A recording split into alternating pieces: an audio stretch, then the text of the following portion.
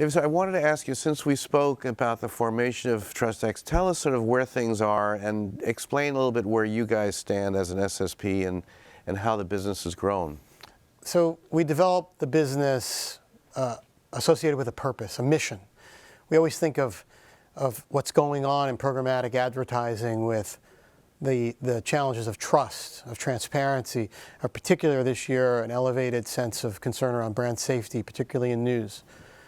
And so over the last 3 years, as we've grown the business, we've kept aligning the initiatives we do within our marketplace to address those initiatives of trust, transparency, and safety. We kind of think ourselves as building a sustainable future for trusted advertising and for trusted content. And it's developed quite well over the last 3 years. So David, just explain the organization a little bit, your partners, and also your business, which is a nonprofit, which is very interesting. Could you just explain a little bit about the company? Yeah.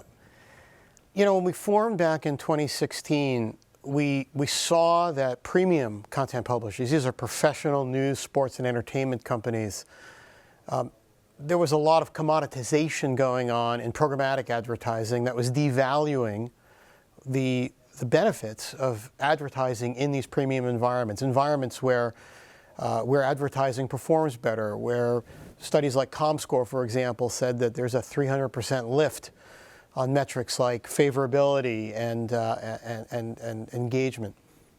So we said, how can we as an organization restore that distinction, help create a difference between professional content in programmatic environments and everything else.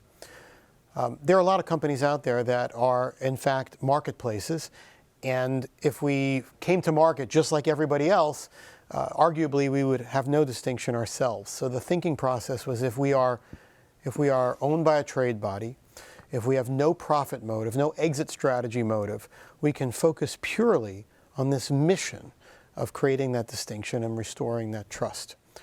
So that was the catalyst for starting the company as a nonprofit. And in fact, as we turned 3 years old in 2 days.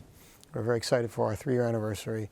I think the alignment with that mission and that purpose has really enabled us to grow the business. We're now doing about 8 figures, so it's very exciting. And David, I wanted to ask you about news and the whole issue of trust, blacklisting. There's a lot of pushback from marketers, brands about the environment. There's a lot of conversation. Where does that stand, and what do you hope to accomplish? Yeah, so news is a really interesting problem area because of 3 things. One is there's a change, a dramatic change in consumption behaviors among consumers, and there is even a growing distrust of news media by consumers. You couple those 2 things with a third leg, which, as you said, is the hypersensitivity to brand safety in news environments, and it's creating a challenge. Let me just explain what I mean. First off, Northeastern University just came out with a study. 90% of college students are getting their news in social media environments. 90%. And of that group, almost half, 45%, say they do not know how to tell the difference between real news and fake news. So much so that over a third of that group said that because they are so concerned with fake news, they've learned to distrust all news.